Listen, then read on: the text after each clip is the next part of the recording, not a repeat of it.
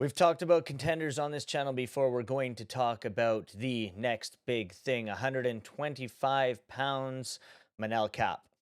This guy, holy crap, this past weekend put on a heck of a show. Stole the show, actually, especially with his post-fight speech. And this guy is definitely a contender at flyweight. Let's look over at that speech and see what he had to say over on the UFC Twitter page. Moreno, Adesanya, and I'm the next. I'm the next one against Pantoja. There are levels to do this shit. And I'm the one who can destroy Pantoja. So Dana, put me fight against Pantoja. Because I'm the new pay-per-view star in flyweight. No one can be like me. No one dressed like me. No one is beautiful than me. I'm terrific. I'm the best. And Dana, I deserve 2 bonus. The finish and performance. And that's it. I'm done. Well, you heard it there. He wants Pantoja next. Will that happen? Who the heck knows? Likely not. But he has faced him before, and it didn't go his way. It was in his Octagon debut, have you not? If we go over to Manel Kape's Tapology page, you will see that in his debut, 2021, he lost a decision to Pantoja, which is quite interesting because Pantoja runs the mix and the gambit on some of these guys. He then lost a split decision to Mateus Nicolau. Not a terrible fight, but he's since gone on to do work. Ode Osborne, flying knee. Missed weight in that fight, whatever. Next fight, punches, round 1. Next fight, a decision. Next fight, Felipe Dos Santos, decision.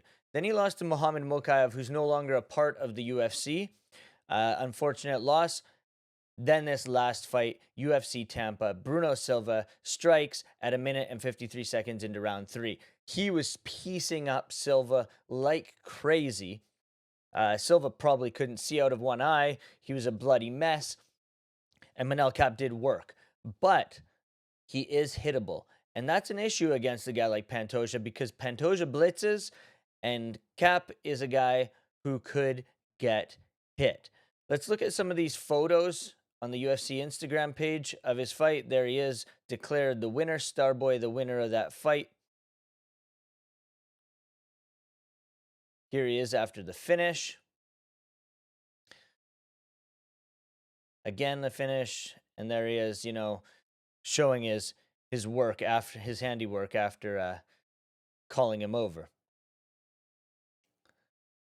The guy has hands. The guy is fast. He closes distance very well. But I don't think Alexander Pantoja is next. What I do think the best play is, if we go over here and we look at Tapology, UFC 312, Sydney, New Wales, Australia, Saturday, February 8th, 2025. It's a rematch of Dricus du Plessis against Sean Strickland 2. I'd like to see Manel Kape take on Kai Kara-France in Australia.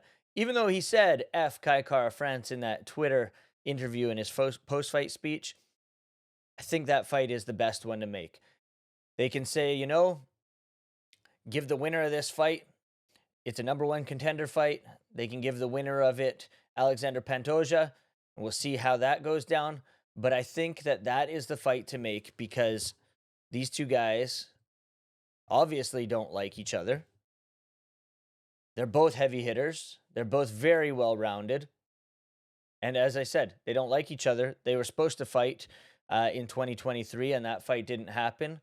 We look at Kai Kara-France's Tapology page, and we see he's coming off of a first-round right cross to ground strike victory over Steve Erceg. And then he lost back-to-back fights against Brandon Moreno and Amir Albazi. So he's gone 3 wins, 2 losses. Then this recent win, you go against Manel Kape, and you have a guy who's coming off of an epic performance. You put these guys together, it's going to be absolute fireworks in Kai Kara-France's backyard. His nickname, as it says, is Don't Blink. And these guys both are guys that you don't want to sleep on and blink. So put those guys together, We'll have a new contender in Starboy, and the winner will face Pantoja. Let me know in the comments section below what you think. Do you think Manel Kape gets Alexander Pantoja for the title next, or do you think we see him against Kai Kara France at UFC 312?